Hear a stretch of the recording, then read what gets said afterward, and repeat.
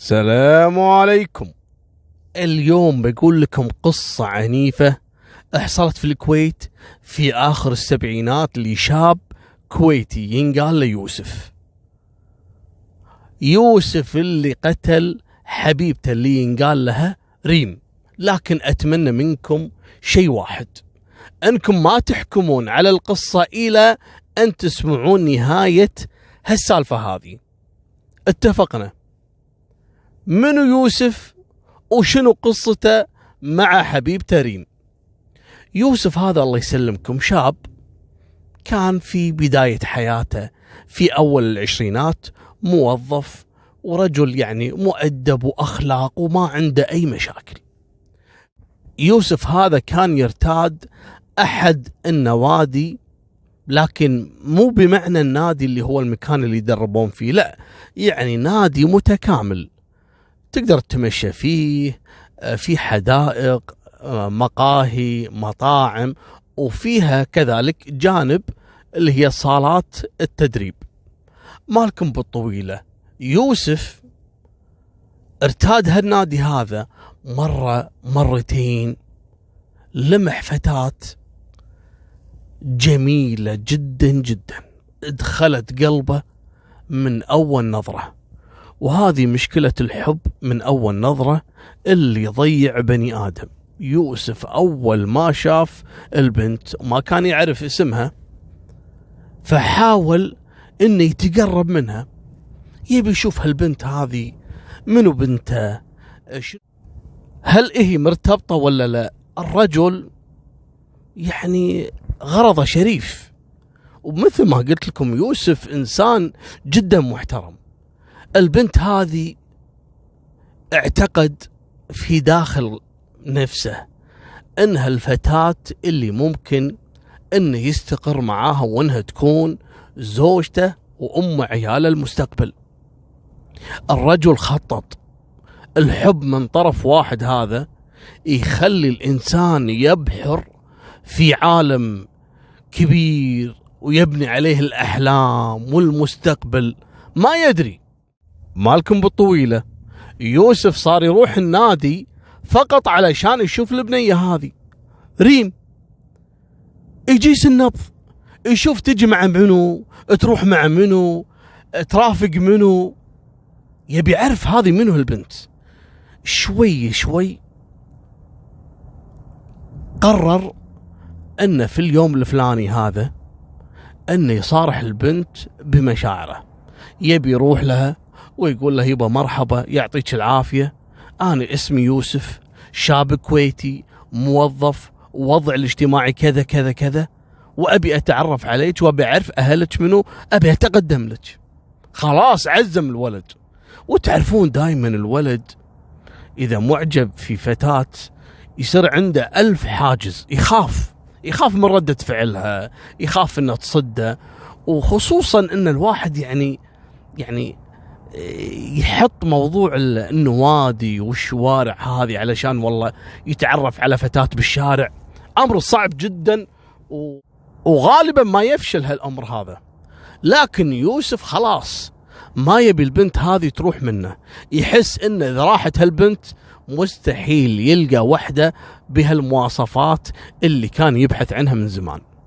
وبالفعل جاء اليوم اللي صارح البنية. وين ريم؟ الحين تجي ريم.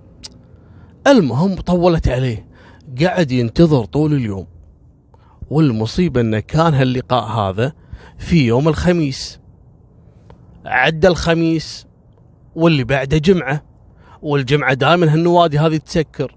يوسف رجع البيت يبي يموت من القهر. يعني اليوم اللي قررت فيه أني أصارح البنت ما تجي النادي، ما يعرفها وما يعرف بياناتها، أو ممكن أن البنت خلاص إذا ما جت النادي خلاص راح تختفي من حياته. المهم قعد على أعصابه إلى أن جاء يوم السبت، ويروح النادي من صباح الله خير، ويقعد ينتظر في النادي إلى نهاية اليوم. ريم ما جت. اليوم اللي بعده واللي بعده، الولد تعلق في هالنادي أيام طويلة فقط علشان يشوف حب حياته اللي ما تدري عنه. مالكم بالطويلة، بعد مرور أسبوع من مراقبة يوسف وانتظاره فيه النادي أنه تجي ريم، ولا هذه أم الوجه الصبوحي داخل عليه. يوم شافها كأنه فاقد له واحد من عياله، قام يضحك بوجهه يبتسم كأنه يعرفها من زمان، وكأنه بينهم علاقة وانها تدري عنه. البنت استغربت تشوف ولد يبتسم وكذا، المهم طنشته ما لها شغل فيه. الولد قال أنا خلاص اليوم وربي وربك واحد، ما تطلعين من هالنادي هذا إلا لما أصارحك باللي بقلبي واللي فيها يصير اللي يصير، يطلعون وراك اخوان ابوك يمسكوني يفرموني، انا الا اقول لك اللي بقلبي، وانا رجال غرضي شريف وبطق الباب، ابي بس اعرف انت من بنته. وفعلا راح حق البنت، مرحبا مرحبا، كومان تليفو، لا قصدي شلونك اخبارك؟ قالت اهلين هلا حياك الله وما ادري شنو. والله يا عفوا شو اسمك؟ قالت ريم. قال الله انا اموت باسم ريم، انا ازدحني على اسم ريم. طبعا كذاب، بس لازم عاشت الاسامي يا ريم، اسمك جميل وما منها. قالت له تفضل حبيبي تفضل، ايش فيك آمر ايش بغيت؟ قال لا بس حبيت اقول لك اني انا معجب فيك، وصراحة انا ساحك الا اتزوجك. قالت له يعني كلامك غريب يعني صراحة. قالها فعلا انا رجل كنت اراقبك من فترة. قالت اي نعم انا شايفتك وكنت حاسة فيك ان نظراتك يعني غريبة ومركز علي. قال لها اي نعم بس انا غرضي شريف يا بنت الحالة، بس قولي لي انت من بنته، وين بيتكم، مرتبطة ولا مو مرتبطة؟ اذا مرتبطة انا اعتذر واسف وامشي وكأنه ما صار شيء، واذا مو مرتبطة ترى انا ودي اربط نفسي معاك. قالت لا والله انا مو مرتبطة وانا طالبة في الجامعة استانس. المهم قاعد يسولف وياها وكذا والبنت طيحت ويا الميانة. الولد يعني دخل من باب ان انا والله ابي اتزوج وكذا، فهمت ان غرضه شريف الولد، فعطتها وجه يوم يومين ثلاث سوالف، كل يوم الثاني حاط لها الوردة على الكتف على شعره ما ادري وين. زين هذا ايام اول السبعينات ترى يعني كذي كشختهم، وشعره كذي مدور. المهم وحاط الغترة على الكتف. ويوم من الايام وقال لها يا ريم الفلا صراحة انا يعني ابي اتقدم لك. قالت له والله شوف يا يوسف انا ما ادري شيء اقول لك. قال لها شنو؟ قالت له يوسف انا عندي واحدة من صديقاتي متزوجة واحد موظف، وصراحة تشكيلي دائما عن سوء حالتها المادية ووضعها تعبان وكذا. انا بصراحة ما بيعيش مثل بعض البنات اللي تورطوا مع ازواجهم، انا ابي اتزوج واحد يكون تاجر عنده فلوس يخليني اسافر اشتري ماركات من هالكلام. يوسف فتح حلجه، يعني فتح فمه بشكل كبير يعني مصدوم. قال له زين اوكي انا ترى موظف والحمد لله ووضعي زين، وراح يعني احط لك غرفه ببيت ابوي. وقالت له شنو حبيبي عيد. قال له احط لك غرفه وحمام وبروحك زين. قالت له يا يوسف انا اصلا ما ابي اتزوج واحد موظف. قال لها ليش؟ قالت انا ابي تاجر تقول لي غرفه ببيت ابوك، ايش قاعد تقول انت؟ وانصدم يوسف. طبعا ريم بالنسبة له هي حياة، ريم هي دوامة، هي بيته، هي هلا، هي الراتب، هي كل شيء، هي الأكسجين اللي يتنفسه. مو قادر يتخلى عنها. قالها شوفي، إذا الموضوع موضوع فلوس، قالها يا ريم إذا الموضوع اللي فرق بيني وبينك الفلوس، أنا مستعد إني أبوق البنك المركزي، لا مستعد أبوق البنك الفدرالي الأمريكي علشان عيونك، بس انطري علي شوي. راح يوسف يوم يومين ثلاثة أربع، رجع حق ريم بالهدايا والذهب والساعات، وكل يوم والثاني راكب سيارة ويوعدها بأفخم الهدايا ومن هالأمور هذه. استغربت منه، قالت له يوسف من وين لك كل هالفلوس هذه؟ قال لها يا ريم أنا شنو قلت لك؟ مستعد أحفر الأرض، وفعلا أنا سلكت درب الخطر علشان عيونك. أنا قاعد أشتغل في السرقات وبيع الممنوعات والمخدرات، وقاعد أطلع ذهب فلوس بس علشان عيونك. المهم البنت استانست، أهم شيء الحبيب يجيب فلوس. وفعلا يوسف تغير، صار راعي مشاكل وراعي قضايا وسوابق، ودخل في العديد من المشاكل مالكم بالطويلة، إلى أن جاء اليوم اللي تم إلقاء القبض عليه وأفرج عليه، إلى أن تحال قضيته إلى المحكمة في أحد القضايا، قضايا السرقات، وانحكم عليه بالسجن. طبعا يوسف ما سلم نفسه، صار عليه حكم إلقاء القبض، لازم يتم إلقاء القبض عليه علشان ينفذ حكم السجن. منو درب الموضوع؟ ريم. فأحد المرات اللي كان يقابل يوسف فيها ريم وجايب لها هدايا، قال لها يا ريم خلاص خلينا نتزوج، عندي فلوس عندي كل شيء. قالت له يوسف أنت الحين مطلوب إلقاء القبض عليك في قضية سرقة، وعندك كذا قضية مسجلة ضدك، وقاعد يعني ترتكب جرائم، وقاعد تبيع مخدرات. أنا صراحة ما أقدر أعيش مع واحد ممكن في أي لحظة أنه ينسجن وتضيع حياتي في الانتظار. هني يوسف انصدم، قال له يا ريم أنا كل هذا سويته علشانك، الحين لما أنا تورطت تبي تخلين عني؟ مو أنت اللي قلتي لي أبي فلوس؟ مو أنت اللي كنتي مبسوطة أني قاعد أجيب لك الهدايا والذهب والساعات وكل هذا؟ قالت إيه نعم، بس أنا ما طلبت منك تروح تسرق، أنا ما طلبت منك تبيع مخدرات، أنا ما طلبت منك أنك تنسجن. يعني أنت الحين تبي تتزوجني وباكر تخليني وتنسجن 10 سنوات ولا 20 سنة؟ لا أنا أعتذر منك صراحة، أنا ما أقدر أرتبط بواحد فلوسه كلها سرقات وكلها يعني في أي لحظة ممكن تروح. يوسف يوم حس إنه خلاص حياته تدمرت، مطلوب للجهات الأمنية، وحب حياته اللي ضحى بسمعته ومستقبله ووظيفته اللي تركها وترك كل شيء علشانها، تخلت عنه بلحظة. الرجال ما استحمل، قال له انتظر علي شوي، أبى أجيب لك شغلة من السيارة وأجي. قالت له شنو؟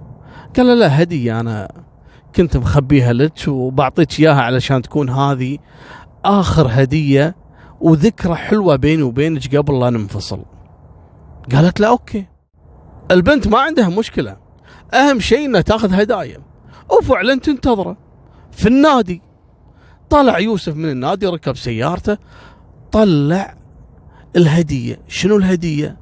ولا مخبي داخل السيارة مسدس سلاح ناري، حطه في جيبه ورجع مرة ثانية للنادي. أول ما جاء عند ريم قالها شوف يا ريم، مدام أنا رايح وممكن أنسجن في هالقضية والقضايا الثانية، لازم أتأكد إن ما حد راح ياخذك غيري. قالت له شلون يعني، شنو قصدك؟ طلع المسدس وأطلق عليها النار. ارتكب جريمة في حب حياته. تقولون ممكن ريم هي اللي دفعته انه يصبح مجرم، او ممكن تفكيره الغلط هو اللي وداه الى هذه المهلكة. مالكم بالطويلة تم القاء القبض على يوسف واتهامه في جريمة قتل، وتم الحكم عليه بالإعدام. الحين هذه سالفة الكل سمع فيها من الكبار، الناس القدم اللي أول ما سمعوا القصيدة اللي هي أغنية رحلتي اللي غناها عبد الله الرويشد، رحلت. لكن شنو حقيقة هالموضوع؟ مالكم بالطويلة أنا قعدت أبحث عن حقيقة هالقصة هذه، وبصراحة حاولت أني أتواصل مع أبو خالد عبد الله الرويشد، ما وصلت له. واتصلت على عبد اللطيف البناي، الكاتب والشاعر الغنائي الكبير ومعروف جدا في الكويت وفي الوطن العربي، وهو صاحب هالقصيدة هذه اللي هي أغنية رحلتي. اتصلت عليه أبو ناصر، ما رد علي، جهازه مغلق، يمكن رجل مسافر ولا عنده ظروف. اتصلت على صحفي من أقدم وأشهر صحفيين في المجال الفني اللي هو الأستاذ مفرح الشمري، صحفي في جريدة الأنباء. أنا أذكر في أحد الأعداد السابقة اللي نشرتها جريدة الأنباء أو ملحق تبع جريدة الأنباء يتكلم عن هالموضوع قبل 20 سنة. فاتصلت عليه أستاذ مفرح، وفعلا ما شاء الله عليه هو يذكر، قال إيه نعم صح، أنا أذكر سوينا تقرير كامل عن هالأغنية هذه وحقيقة هالأغنية هذه وشنو قصتها. قلت له يا والله يا ريت يا أخوي مفرح أنك تعطيني المصدر، وفعلا أنا راح أحط لكم الحين صورة الخبر اللي انتشر في الجريدة. طبعا شنو قصة الجريمة هذه؟ هذه الجريمة ألفها واحد بعد ما انتشرت وصار لها صيت اللي هي أغنية رحلتي، والكل سمع فيها، والكلمات فعلا لو تسمعها تتخيل سيناريو هالقصة هذه. الكلمات تدل انه صح فعلا في واحد كان يحب وحدة، وهالوحدة هذه خلته يعني يسلك طريق الخطأ، وانه بعدين تركته، والرجال الظاهر ارتكب فيها جريمة وبدأ. ما ألوم اللي صراحة صدق القصة هذه، أنا ما ألومه، لكن عبد اللطيف البناي اللي كاتب هالكلمات قال يبا هالقصيدة هذه أنا اللي كاتبها، وهي من وحي الخيال. القصيدة ما فيها لا واحد ينقال يوسف، ولا واحدة اسمها ريم، ولا أصلا فيها جريمة قتل بالموضوع. من جانب ثاني أنا أعرف، يعني أنا كأبو طلال الحمراني سردت لكم في القصص الماضية جميع القضايا وقصص الإعدامات اللي حصلت في الكويت. أي جريمة حصلت في الكويت أنا ذاكر منو هالشخص، وأنا أعرفه، يعني أنا أعرف منو الشخص اللي تم إعدامه، اسمه وبياناته وصوره موجودة. قعدت أبحث عن واحد اسمه يوسف، ما في، خصوصا أن الأغنية بدت أو تم غنائها من المطرب عبد الله الرويشد في عام 81، واللي كتب هالقصة هذه يقول أن الأغنية هذه لقصة حصلت في آخر السبعينات. أنا قعدت أبحث أصلا الإعدامات اللي حصلت في الكويت من عام 1961 إلى عام 1985 ما في ولا شخص كويتي تم إعدامه إلا واحد في عام 85، آخر 85. الحين الأغنية هذه طلعت في عام 81، واللي كتب القصة هذه من وحي خياله أو الظاهر تخيل أن القصيدة هذه تتكلم عن قصة وطلع من عنده الاسم وكتبها في أحد المنتديات، قال أن القصة حصلت في آخر السبعينات. هذا كلام مو صحيح. ما حصلت جريمة قتل أصلا في الكويت الفترة هذه السبعينات والثمانينات، يعني شخص كويتي قتل وحدة كويتية مثلا ولا في شخص اسمه يوسف، ولا في وحدة مقتولة اسمها ريم، ولا في إعدام تم تنفيذه في هالفترة هذه إلا عام 85 حق واحد، وقصته هذه معروفة لأنه قتل 3 أشخاص من بينهم سعودي وأردني وسوري على خلاف وهم أصدقاء. هذا في عام 85. وكل اللي انعدموا حتى في يعني خالد الذيب لما انعدم معروفة قصته، حتى أن في المنتديات حاطين صورة خالد الذيب وقت إعدامه، قالوا أن هذا هو يوسف اللي قتل ريم في القصة اللي غناها عبد الله الرويشد اللي هي رحلتي. مالكم بالطويلة، الموضوع ما فيه أن واحد نسج قصة من وحي الخيال وصراحة ضبطها، لأن اللي يسمع الأغنية راح يتأكد يقول فعلا تفاصيل لا يمكن أن تكون مفبركة، لأنه ضبطها. لكن عبد اللطيف البناي اللي هو نفسه كاتب هالأغنية يقول لهم يا جماعة يبا هذه من وحي الخيال، وأصلا له عدة قصائد وعدة أغاني مشابهة لهالأغنية هذه. الرجل ما شاء الله يملك إبداع في كتابة الكلمات والقصائد، يحطها لك على شكل يعني قصة وحبكة لها يعني هدف أو رسالة إنسانية يوصلها حق الناس، لكنها من وحي الخيال، ما تستند يعني على أشخاص حقيقيين أو على قصة حقيقية. المهم مالكم بالطويلة، هذه نهاية سالفتنا، وأنا حبيت أأكد لكم أن هذه القصيدة لا تمت للواقع بصلة. وهذه نهاية سالفتنا، وفمان الله، مع السلامة.